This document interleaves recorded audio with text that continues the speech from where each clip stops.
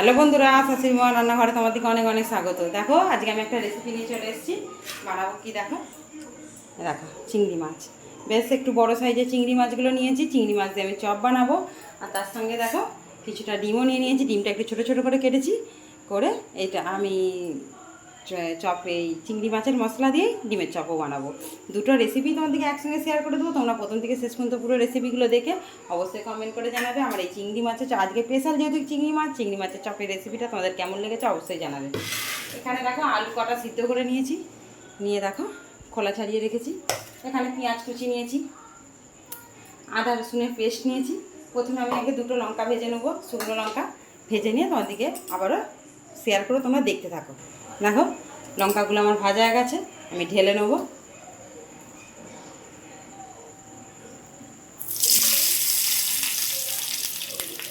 নিয়ে আমি আরও তেল দেবো ওতে।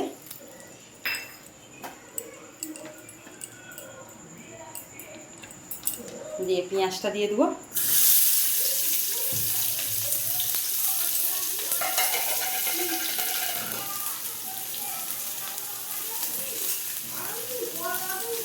দেখো পেঁয়াজটা ভালো করে আমি ভাজা ভাজা করে নেবো। দেখো আলুর সঙ্গে ভালো করে মেখে নিয়েছি। আমি পেঁয়াজটা ভালো করে ভেজে নেবো। দেখো পেঁয়াজটা ভাজা ভাজা হয়ে গেছে, দিয়ে দেবো আদা রসুনের পেস্ট। দেখো এদিকে মশলাটা হতে হতে আমি বেসনটা ডেবে নেবো। এখানে আমি বেসন নিয়ে নিয়েছি। বেসনের সঙ্গে আমি নিয়ে নেবো কর্নফ্লাওয়ার। দেখো কর্নফ্লাওয়ার নিয়ে নিয়েছি। নিয়ে দুটোকে ভালো করে মিক্সড করে আমি ভালো করে মেখে নেব। দেখো পরিমাণ মতন নুন দিয়ে দেবো। আমি এই আলুর চোখাটা বানানোর জন্য আলুতেও একটু নুন দিয়ে দেবো।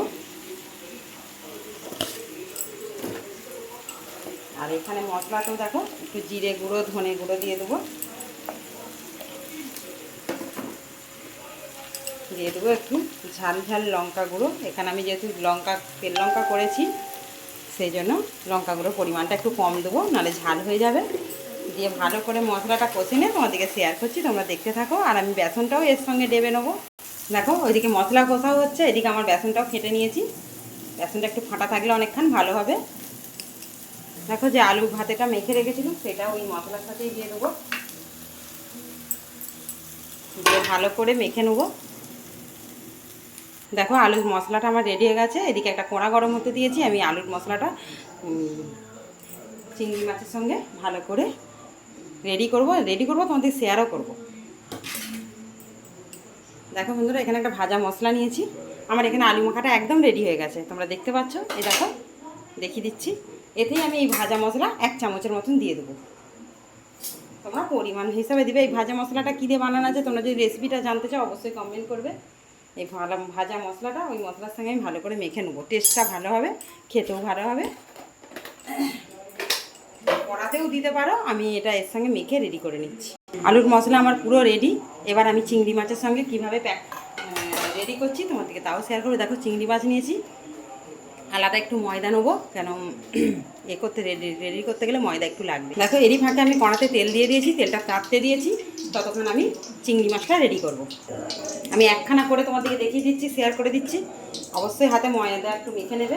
তোমরা ময়দার জায়গায় বেসনও নিতে পারো, তোমাদের মর্জি। দেখো চিংড়ি মাছটা এইভাবে আমি দিয়ে দেবো মাছ বরাবর। দিয়ে একদিকে আলু দিয়ে আবার একদিকে আলু দিয়ে দেবো। দিয়ে আমার এই লেজটা এমন বেরিয়ে থাকবে, তবেই চিংড়ি মাছের চপ বলে দেখা যাবে।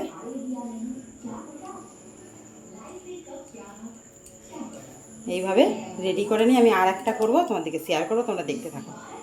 দেখো আমার রেডি হয়ে গেছে, দেখতে পাচ্ছ লেজটা বেরিয়ে আছে। এইভাবে আমি সবগুলোই রেডি করে নিই, তোমাদেরকে শেয়ার করছি। দেখো তেলও আমার এদিকে রেডি হয়ে গেছে, আর এদিকে মাছগুলো সব রেডি করে নিয়েছি। দেখো এইভাবে মুড়ে নিয়েছি। তোমরা যে এইভাবে শেপটা দিবে ভালো লাগবে।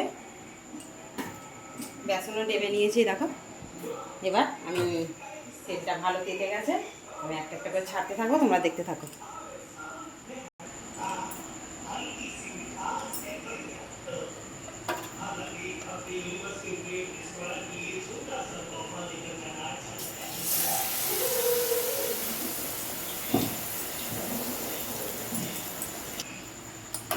দেখো আমি দুটো করে দিচ্ছি, কেন মাছগুলো খুবই বড়, দুটোর বেশি ধরবে না।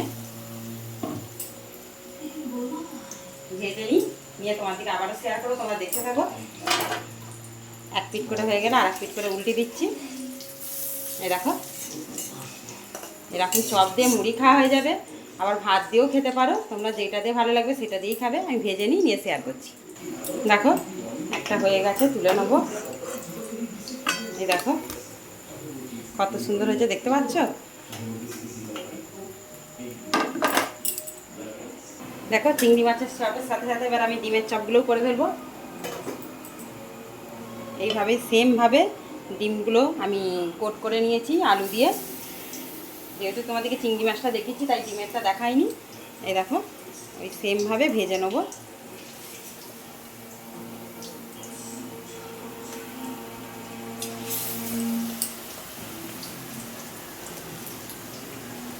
দেখো তুলে দিয়েছি, ভেজে নিই, নিয়ে তোমাদেরকে শেয়ার করছি, তোমরা দেখতে থাকো। দেখো ডিমের চপগুলো আমার হয়ে গেছে, তুলে নেবো, নিয়ে আরও 4টে আছে, ভেজে নেবো একবারে। দেখো আমার সমস্ত চপগুলো রেডি হয়ে গেছে। এই যে চিংড়ি মাছের চপ, আর এখানে রয়েছে দেখো ডিমের চপ। তোমরা যদি এইরকম ঘরোয়া কোনো অনুষ্ঠান করো, এইরকমভাবে বাড়িতে চিংড়ি মাছের চপ ডিমের চপ করে ও যে সবাই পাতে দিতে পারো, সবাই খুশিও হবে আর আনন্দ করে খাবে। তোমরা যদি আমাদের এই ভিডিওটা ভালো লাগে অবশ্যই লাইক কমেন্ট শেয়ার করো, আমাদের চ্যানেলটা সাবস্ক্রাইব করে নিও। অনেক অনেক ধন্যবাদ।